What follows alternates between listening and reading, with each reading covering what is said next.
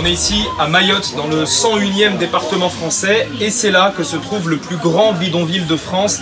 Des milliers de personnes, impossible de savoir combien exactement, vivent ici, dans ces quartiers de tôle, sur la commune de Kaweni.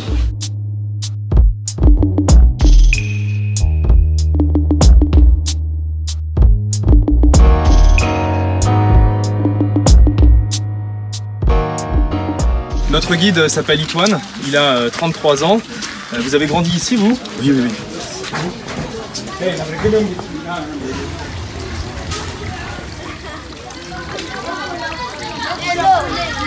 Là, ils sont en train en fait, de collecter de l'eau. En fait, ils se sont arrangés pour avoir en fait, de l'eau presque propre. Propre, c'est un grand mot, hein, pour se laver ou pour laver les vêtements. Mais c'est l'eau du ruisseau, là? Oui, c'est ça. C'est l'eau de pluie en fait, qui descend et ils en profitent là. Il n'y a pas d'eau courante ici? Non, non, non, il n'y en a pas. Il n'y en a pas, malheureusement. Et les gens, ils boivent quoi? Ils achètent l'eau et ils ramènent ici.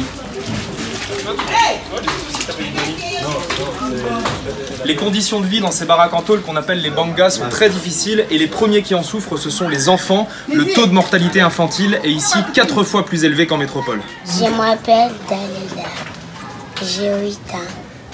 Ouais, moi, je suis oh, tambia tu après nous, wa miniro alcooli, tende ho, tende parana ba hamwade, au madame wa mrenga kama mbele ha l'hôpital, bo tiro tende.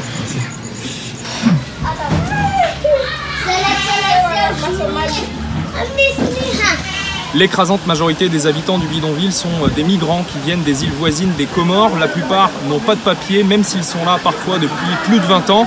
Ils n'ont pas le droit de travailler sauf clandestinement et ils n'ont pas le droit d'avoir accès à un logement digne. En fait, ils sont condamnés à la misère. Moi, je suis comorienne.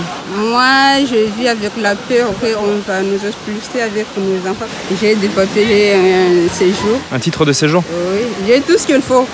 Mais c'est juste le travail que je ne trouve pas. Je m'appelle Issoufi Moussa, j'ai 50 ans et je suis venu ici à Mayotte depuis 1994. Jusqu'à aujourd'hui, je n'ai pas eu de papiers. Ici, c'est la chambre de mes enfants. Donc, ils dorment tous ici. J'ai 6 enfants ici à Mayotte. Quand vous êtes venu ici, vous pensiez que ça allait être comme ça, la France? Je pensais que ça allait être différent. Je pensais que ça ne va pas arriver jusqu'à ce stade-là. On est en pleine saison des pluies ici à Mayotte et du coup l'eau s'infiltre partout, y compris sous les cabanes. Et parfois il y a des coulées de boue qui emportent certaines habitations.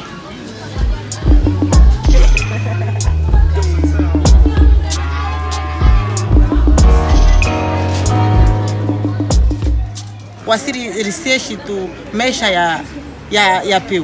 Maisha ya peu deria enshi. Ya vili wana wastrene kawaspara malikoli sababu empo. Ono waskarsina empo ya huveli hawana likoli. Wana wastrene tu dagoni. Je m'appelle Issoufi Taïnia, j'ai 20 ans et j'ai eu mon bac l'année dernière. J'ai fait mes études jusqu'en terminale. Et là, tu peux pas t'inscrire à la fac? Je me suis inscrite, j'ai eu une place, mais comme quoi j'ai pas mes papiers, ils ne peuvent pas m'accepter. Donc qu'est-ce que tu fais? Tu restes ici toute la journée? Je fais rien. J'ai envie de continuer mes études pour avoir une meilleure vie, mais voilà. Donc là, tu restes avec ton fils toute la journée, c'est ça ici? Toute la journée à ne rien faire. C'est pas ce que je voulais. Je voulais travailler, avoir un boulot stable. C'est pas facile, c'est pas une meilleure vie pour nous, mais on peut rien y faire.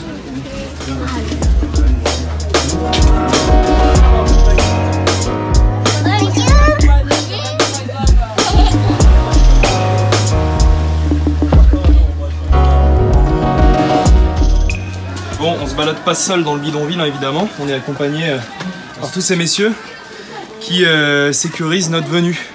Il y a des risques d'agression et la plupart des étrangers qui rentrent dans le quartier ne sont pas très bien reçus, c'est ça? C'est ça. S'il y a une agression et que la police elle arrive pour intervenir, il se passe quoi? Des caillages. Ils peuvent pas rentrer? Non. C'est caillassé direct. Donc les gens sont livrés à eux-mêmes? C'est ça. Et c'est pour ça que vous avez fondé un collectif qui essaye de lutter contre la violence. Mais c'est vous qui faites la police en fait? On est obligé de faire ça.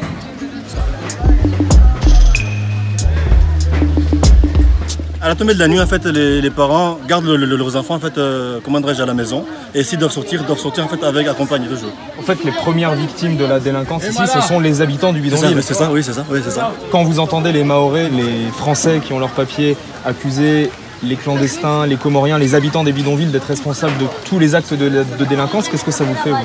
Mais moi, personnellement, moi, je dis non. C'est pas nous qui aiment le problème. En tout cas, sachant en fait que dans la délinquance, il n'y a pas ni Mahorais, ni Français, il n'y a ni Comoriens. C'est toute personne qui se sent, comment dirais-je, délaissée et non encadrée. Ils deviennent délinquants parce qu'en fait, ils n'ont rien à faire. Mais ça n'a rien à voir avec être étranger ou pas.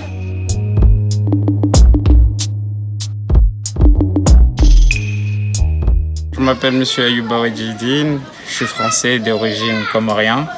Je suis né à Mayotte en 1995. Là, en ce moment, tu es en prépa, c'est ça? Oui, je suis en prépa. Maths sup, oui. Prépa scientifique. Oui, mon objectif, c'est de devenir prof de maths un jour. Ouais. Pour un enfant de banlieue, ça serait cool.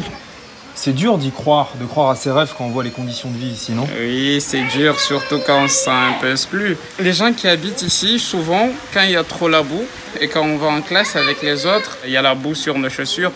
On voit que vous venez des bidonvilles. Oui. Pourquoi vous pensez que la France accepte qu'il y ait des bidonvilles ici à Mayotte alors que jamais elle accepterait ça en métropole?